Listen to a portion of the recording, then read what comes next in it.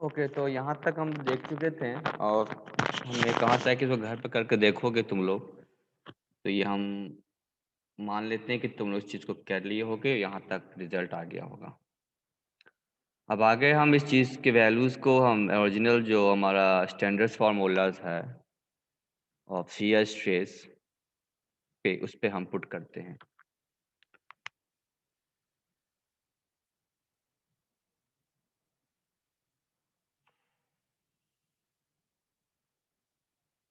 तो ये हमारा स्टैंडर्ड फार्मूला है, इस पे हम वैल्यू को पुट कर रहे हैं। तो shear stress, shear force, area, this moment of inertia and B dash. तो जब सबको पुट करते हैं तो shear stress putting all the values okay in this equations, तो क्या निकलेगा मेरा, तो shear stress equal to F shear force and I A and A Y का जो ग्रॉस का प्रोडक्ट है उसका एंड बी डैश। तो सबका मेरे पास डाटा मौजूद है, सबके डाटा को पुट करेंगे फिर हम लोग।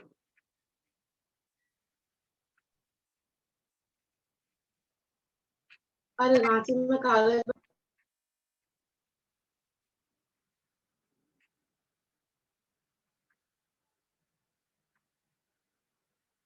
वाई का whole square and Y plus H by three, ये हो गया। अब कुछ कुछ यहाँ से कट सकता है, हमारा रिजल्ट है, कुछ कुछ वैल्यू को काट सकते हैं। Yes, this cancel by this okay and this B cancel B, H cancel by H. तो फाइनल शियर जो स्ट्रेस का फॉर्मूला हमारे पास निकलेगा वो निकलेगा शियर फोर्स बाय थ्री आई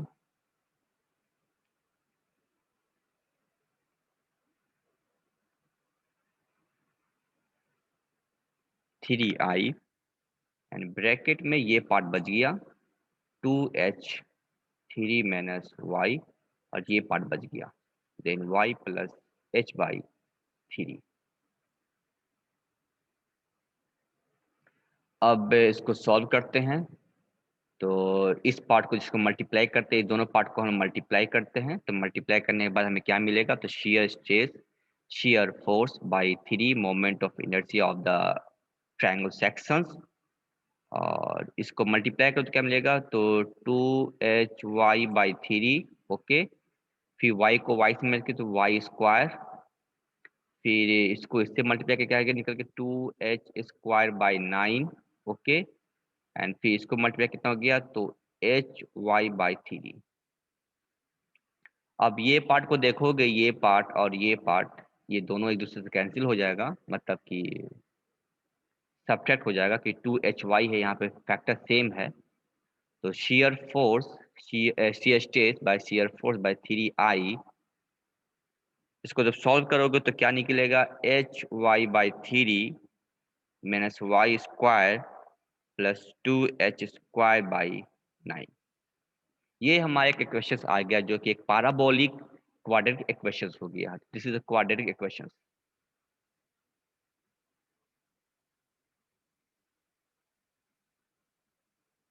और shear stress is proportional to y square. तो ये एक जो नेचर वो तुम्हें पैराबोलिक नेचर होगा, और इज अ पैराबोलिक नेचर।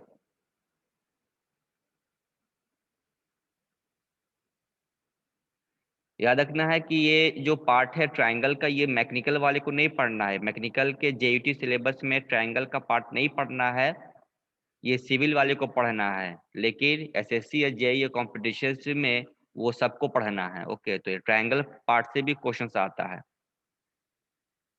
तो जेईटी के हिसाब से मैकेनिकल वाले का कवर हो चुका है, ये एक्स्ट्रा पार्ट पढ़ा रहे हैं। तो जो भी चीज़ वो ये, लेकिन वो दोनों एग्जाम के पॉइंट ऑफ व्यू से, कंपटीशन के पॉइंट ऑफ व्यू से सेम होता है, मैंने इससे का भी इसका भी सिलेबस रहता है, तो इसलिए उसमें ज़्यादा कंफ्यूज नहीं करना है।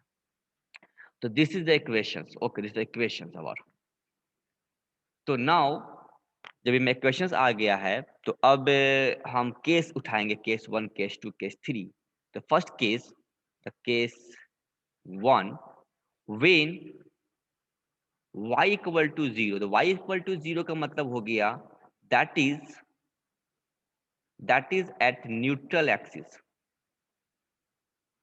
न्यूट्रल एक्सिस बोलते y इक्वल टू जीरो। क्यों, अगर थोड़ा सा हम इसको और अगर तस्वीर को हम यहाँ पे अपलोड करें तो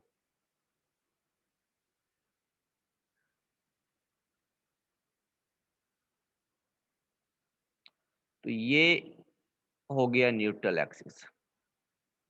अब यहाँ से एक हम स्मॉल एलिमेंट लिए थे, तो यहाँ से y लिए थे इसको हम लोग, तो y जैसे न्यूट्रल एक्सिस के ऊपर जाएगा मेरा y बढ़ता चल जाएगा। तो y मतलब हो गया 0, मतलब ये हो गया y इक्वल टू 0। ऊपर जाएगा तो मेरा y बढ़ चल जाएगा, तो y इक्वल टू 0 मतलब न्यूट्रल एक्सिस पर क्या होगा। तो इसमें जब y का वैल्यू 0 पुट करेंगे तो देखो क्या रिजल्ट आएगा। ओके,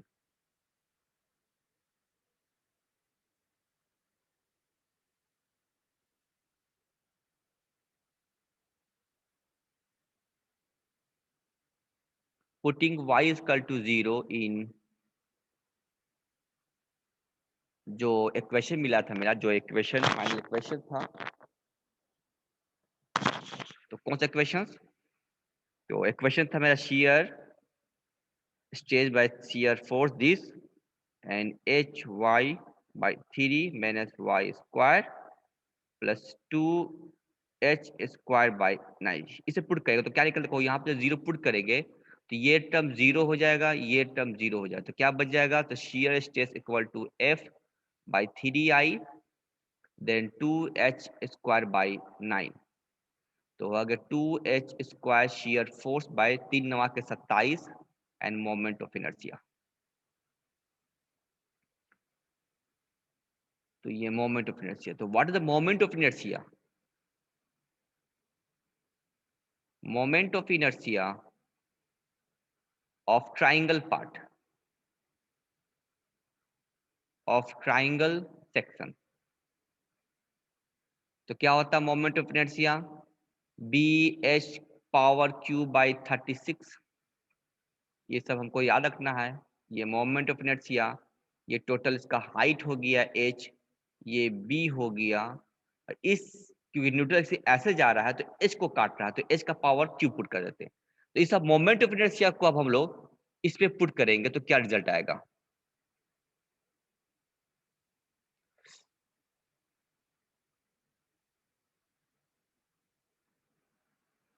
तो this shear stress 2h square shear force and bhq by 36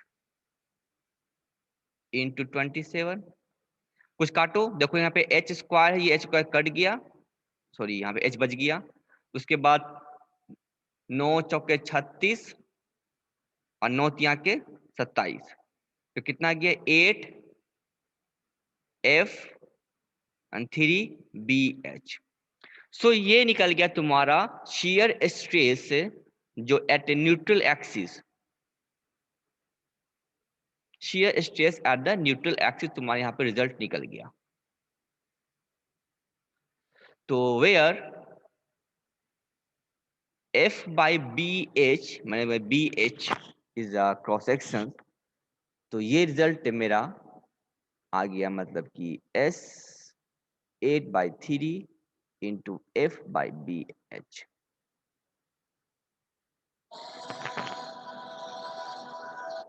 eight neutral axis, ये न्यूट्रल एक्सिस पे मेरा रिजल्ट निकला है। जरा हम इक्वेशंस को फोकस करें, यहाँ पे ये जो इक्वेशंस है मेरा,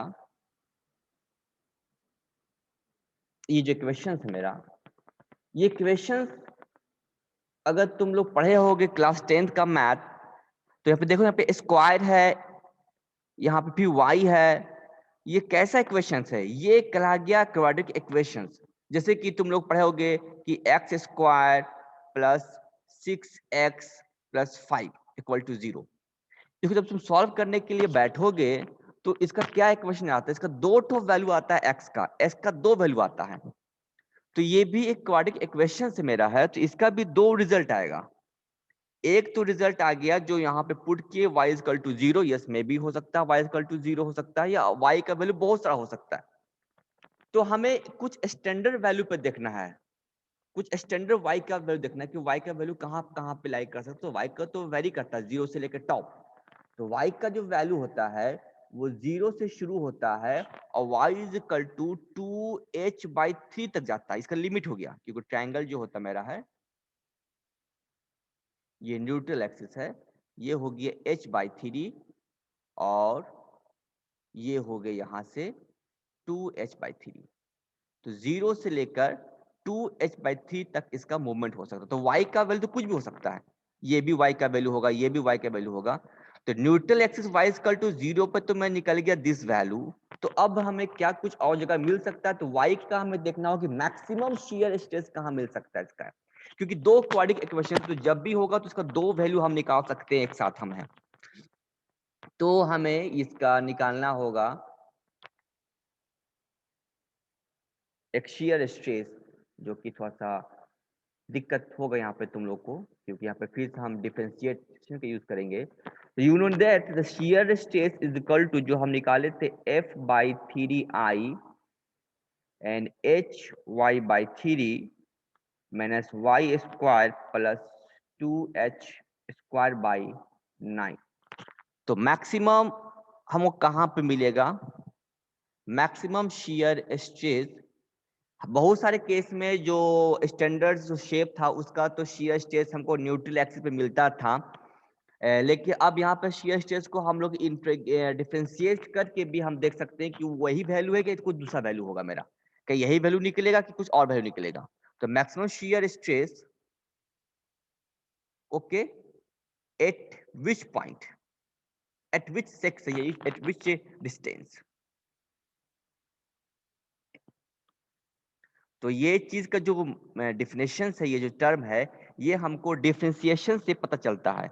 दिस टर्म को जो हम लोग मैक्सिमम निकालते हैं, मैक्सिमम मिनिमम वैल्यू, वो मैथ का एक पार्ट होता है, डिफरेंशिएशन की मदद से हम निकालते हैं। तो डिफरेंशिएशन से तुम लोग को आता होगा, तो डिफरेंशिएशन की मदद से हम इसको निकालते हैं।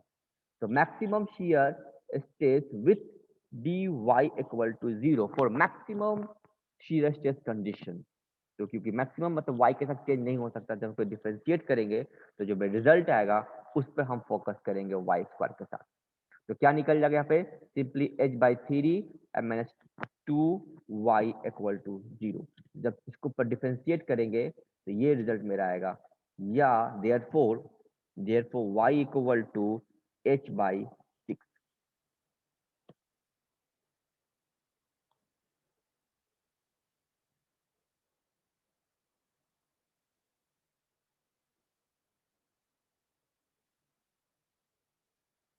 तो ये ट्राइंगल हुआ मेरा,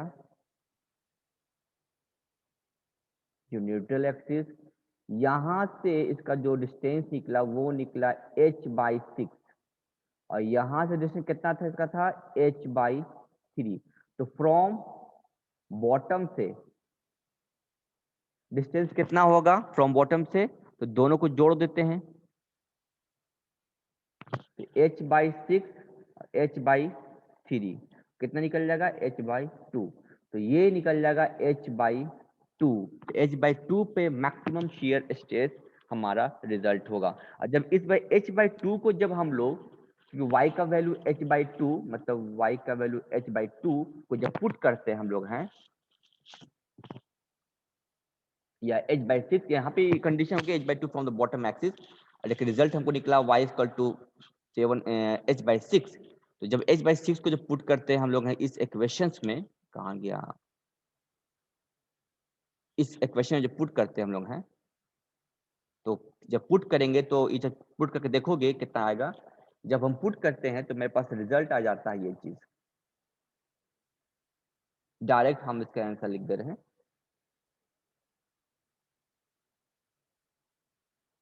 मैक्सिमम 3f/bh, ये रिजल्ट आ जाएगा मैक्सिमम। कब? जब h/6 को पुट करेंगे इक्वेशंस पे, और इसका जो डायग्राम होगा, जो शियर स्ट्रेस का डायग्राम, रिजल्ट जो डायग्राम बनेगा मेरा, वो डायग्राम क्या होगा? Shear stress diagram for triangular section.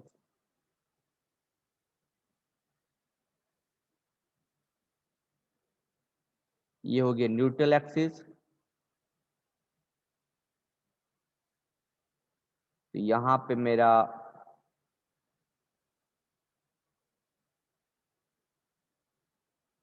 ऐसा होगा, यहाँ पर तुमको जो निकला वो कितना 8/3 FBH निकला। ओके, न्यूट्रल एक्सिस पे निकला। और मैक्सिमम कहाँ निकलेगा? मैक्सिमम निकलेगा H/6 पे निकलेगा, ये यहाँ पे निकलेगा H/6। तो इसका आंसर होगा 3FBH। ये हो गया मैक्सिमम शियर स्ट्रेस, ये हो गया shear stress eight neutral axis. बस ये था तुम्हारा क्लास शियर स्ट्रेस पे, तुम्हारा रिजल्ट कंप्लीट। नेक्स्ट हम इंटर कर रहे हैं टॉर्जन्स इक्वेशंस पे। ओके,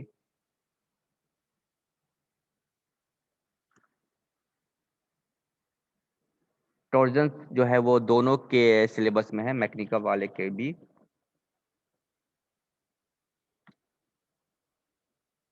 टॉर्जन्स इक्वेशंस, ओके, ये हमारा इक्वेशन है।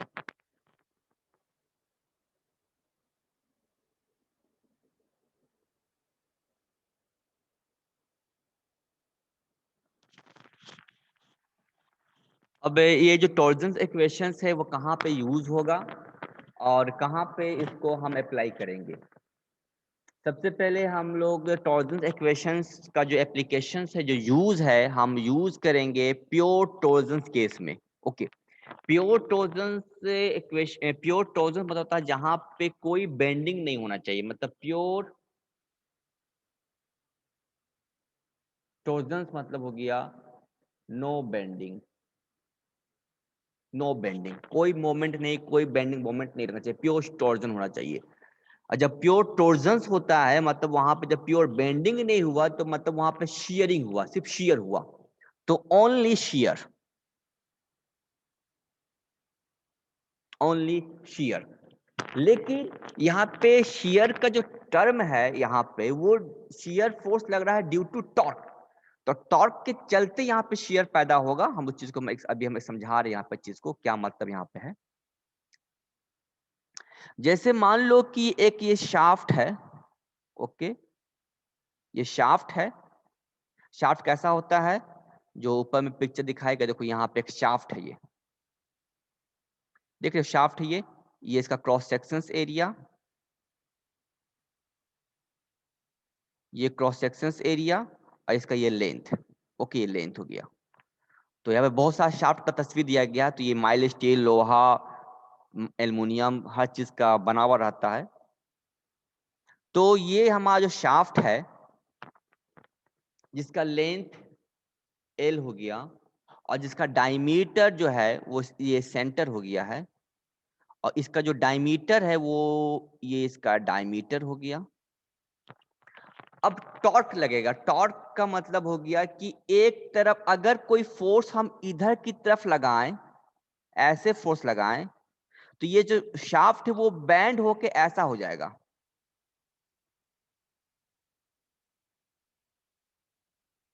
तो इसको बोलेंगे हम लोग बेंडिंग। ओके, ये बेंडिंग मोमेंट लग रहा मेरा है, तो मोमेंट।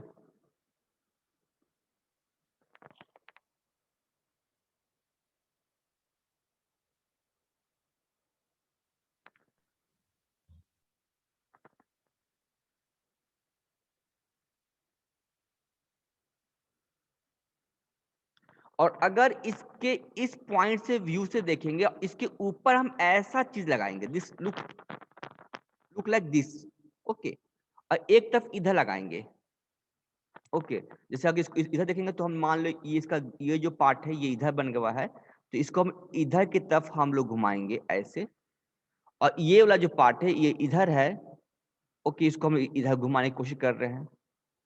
तो इसके सरफेस के ऊपर अगर हम कोई फोर्स लगाते एफ, और यहाँ पे भी कोई फोर्स लगाते सेम मैग्नीट्यूड का, ओके, तो ये पैदा करता है मेरा टॉर्क। और टॉर्क मतलब ये सेंटर है, सेंटर के अबाउट हम फोर्स लगाए हैं, तो फोर्स इनटू इसके डिस्टेंस आर को अगर मल्टीप्लाई करेंगे एफ इनटू आर, तो ये क्या करेगा, इसको रोटेटिंग लगाएगा, इसको रोटेट करने की कोशिश करेगा। इसी को बोलते हैं टॉर्क। तो टॉर्क जब भी होगा अपने किसी एक्सिस के अबाउट रोटेटिंग करेगा, रखना रोटेटिंग। अब बेंड जो मोमेंट होता है वो ट्राई करता है टू बेंड, तो बेंडिंग होने के लिए कोशिश कर, उसको बोलते हैं मोमेंट। और जो टॉर्क होता है वो रोटेटिंग मतलब रोटेट करता है अबाउट इट्स ऑन एक्सिस, अपने एक्सिस के अबाउट रोटेट करने के लिए जो ताकत लगाया जाता है उसका जो मैग्नीट्यूड होता है वो फोर्स इनटू आर होता है। तो फोर्स और इसके आर, तो जो हम फोर्स लगाते हैं वो चीज हो गया इसका हमारा टॉर्क। तो टॉर्क यही होता है। जब टॉर्क कहाँ पे लग रहा है, तो जब भी लगाते हैं इसके एक जो शाफ्ट के ऊपर सरफेस पे लगाते हैं। अगर तुम क्लास पे रहते फिजिकल क्लास तो हम इस चीज करके दिखाते भी, ताकि और पिक्चर वीडियो क्लियर हो जाता। एनीवे ये हम सरफेस के ऊपर हम इस चीज को लगाते हैं। तो सरफेस के ऊपर जब भी कोई लगता है तो क्या बोलते हैं, शियर, शियर स्ट्रेस। और ये शियर स्ट्रेस पैदा होता है due to this shear force.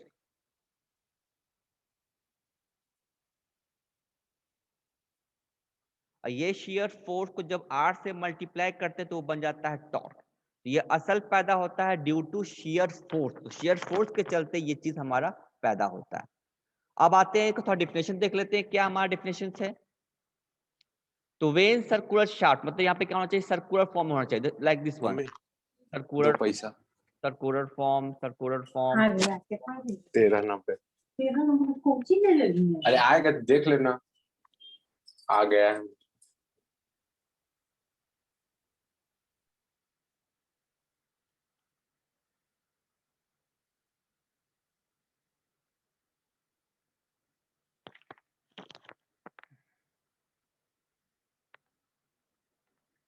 तो सर्कुलर शाफ्ट पे अप्लाई होता है टॉर्क, ओके। और यहाँ पे कोई भी मोमेंट नहीं लगना चाहिए, okay, without any moment to the axial force. This circular shaft को कहते हैं प्योर टॉर्जन, ओके। तो प्योर टॉर्जन की डेफिनेशन यही हो गया कि जब हम किसी भी सर्कुलर शाफ्ट में हम लोग जब टॉर्क अप्लाई करते हैं तो वो चीज हमारा कहलाता है प्योर टॉर्जन। प्योर टॉर्जन का इक्वेशंस को निकालने के लिए कुछ एग्जेप्शंस को यहाँ पे याद रखना पड़ेगा। कौन कौन सा एग्जेप्शंस यहाँ पे रूल्स है, 5 एग्जेप्शंस मान लेना है। पहला एग्जेप्शन क्या है, यहाँ सुनो, हाँ ना यार, ये कौन बात कर रहा है जी फैमिली से अपना, सुन ले, हाँ सुन ले, तो हमको आइए पूछे ले लेना यार, पूछने ले लेना यार।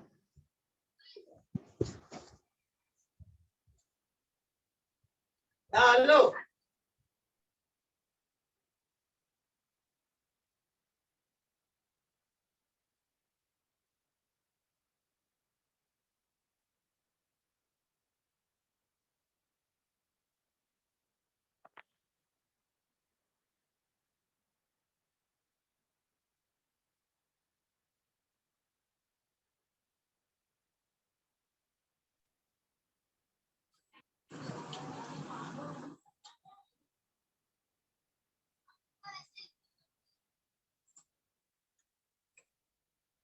मिक्स।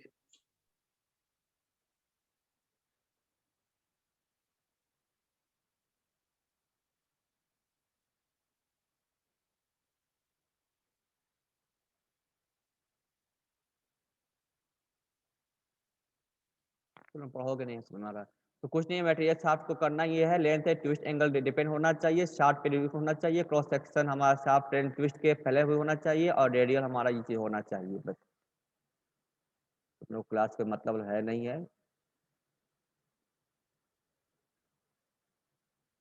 क्लास ऑफ हो गया।